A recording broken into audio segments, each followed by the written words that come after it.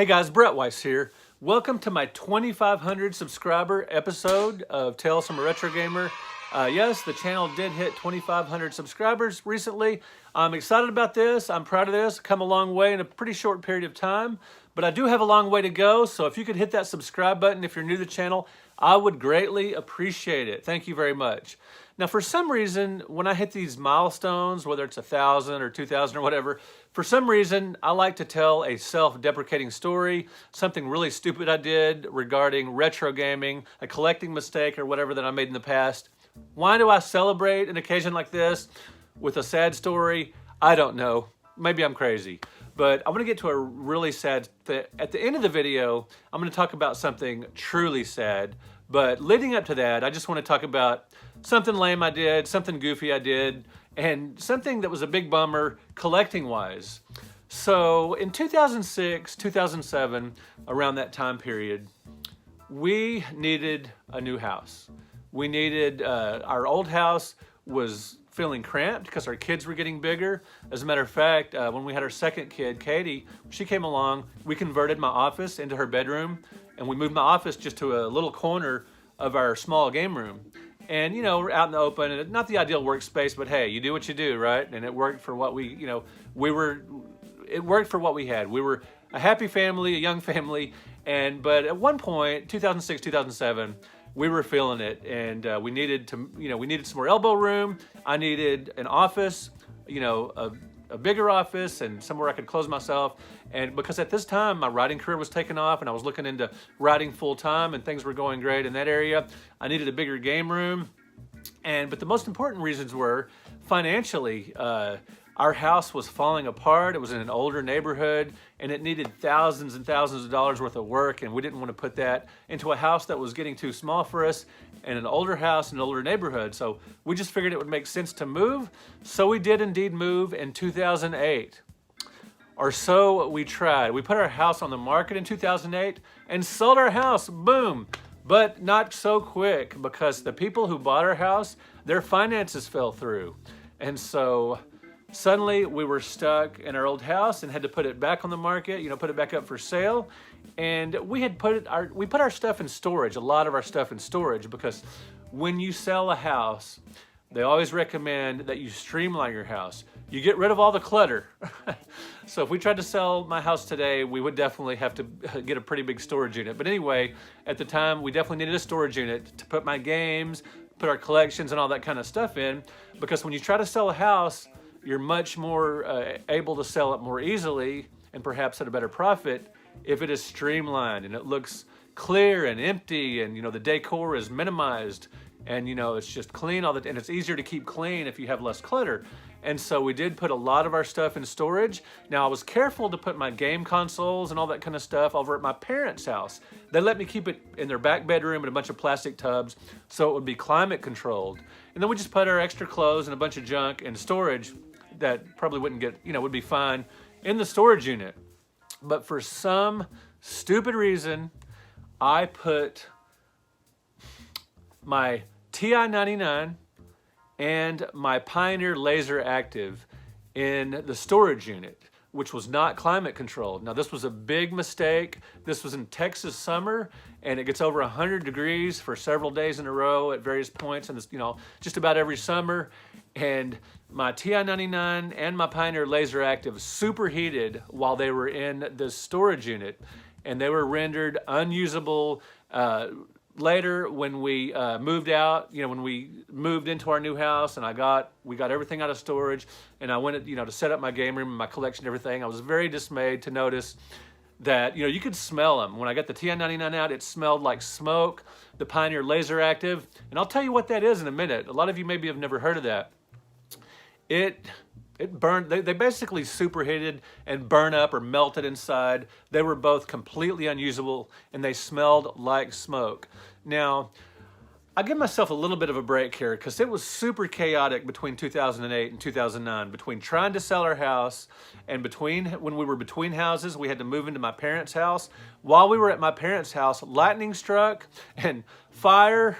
It started a fire back where my parents were sleeping, back in their master bedroom. And we had moved in, and I'm glad we were living there, because we had brought a fire extinguisher with us. And wife was smart and quick on her feet, and she put out the fire with the fire extinguisher. But we did have to, evacuate the house because there was tons of smoke. Luckily, my game systems or nothing really super important burned, but it did do some damage, and we did have to move out. And we moved into, us and our parents got a couple of hotel rooms. We had to live there for a few weeks. So we moved in with a friend's house for a couple of weeks, and it was just super chaotic between 2008 and 2009, between, dealing with young kids, with moving, and just during all this chaos of storage and all this stuff, I put two, a hard to find computer and a super rare console in storage that is not climate controlled, not smart at all. If I would have put a Super Nintendo or a Sega Genesis in there, it probably would have been fine. But I put two systems that had a lot of metal in them, and they superheated out in the hot sun. My parents, they were fine, and they got their house fixed, and we did eventually move into our house now, and I'm very happy with it. I love my office. You guys may have seen my office tour on the channel, and I love my game room. I plan on doing a game room video at some point. But so, I'll tell you about the TI-99. I love the console. It is awesome. It's a computer, but I just use it as a cartridge-based console, like the Commodore 64, the Commodore VIC-20, the Atari 400 and 800. Cartridge-based, and I don't do I don't use really the computer functions on these beyond just playing the cartridge-based games.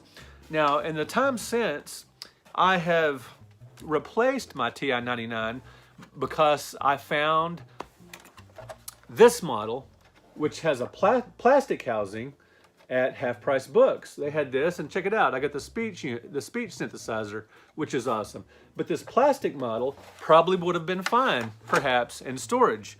But the metal version, the metal version, the silver version, is much more common. And perhaps you've seen that, and it did superheat. But I do have this now, so I can at least play the games. And some of the games I have for the console, I really like TI Invaders, the Space Invaders clone. And I've got, maybe you guys have played Munchman, the Pac-Man clone. And I've got Burger Time, which is pretty interesting. Just some different versions of different Atari 26, games you guys have seen on maybe the Atari 2600 or ColecoVision or some other system. Jawbreaker 2, which is a maze game. And MASH. A lot of you have probably played MASH on the 2600. So pretty cool stuff, the TI-99. I enjoy it. And so let's get to the Laser Active. The Pioneer Laser Active is a multimedia console that came out in 1993. It plays laser discs, and it also, in the US, they created 18 specific Laserdisc games for the Laser Active. And there were several different models of the Laser Active. I had the version of the Laser Active that also played Sega Genesis and Sega CD games, which is pretty cool. And now there's a TurboGrafx model and I believe some other models, but I had the Sega Genesis one. I got my Laser Active at a garage sale years before that for like 25 bucks. It's a Pioneer. The Laser Active is worth, I haven't looked it up in a long time. I'm almost afraid to look. I know it's worth well over $1,000, probably maybe a couple thousand. I really don't know. I haven't even looked because I'm afraid to, but it's probably at least around $1,000. But I got the Laser Active. I got some Genesis games and some boxed Sega CD games, probably 20, 25 games in all, along with the system and some controllers for just 25 bucks. And I remember the woman at the garage sale saying, this would have been late 90s, early 2000s, somewhere around that time, saying, my husband might be mad for selling this so cheap, but she just wanted to get rid of it all. So it was a great score. At the time, I didn't even know what the Laser Active was. I'd never heard of it before. This was before I wrote my books, researching old consoles. And so it was a surprise to me, very surprising to get this. And it was awesome. And I actually used it as a Laserdisc player because when she sold it to me, it did include some standard Laserdisc movies, but it did not include any of those 18 Laserdisc-based games. Those are very, very hard to find and very expensive. And too bad she didn't have any, because I might still have those, but I definitely don't have the, the system anymore because it's superheated.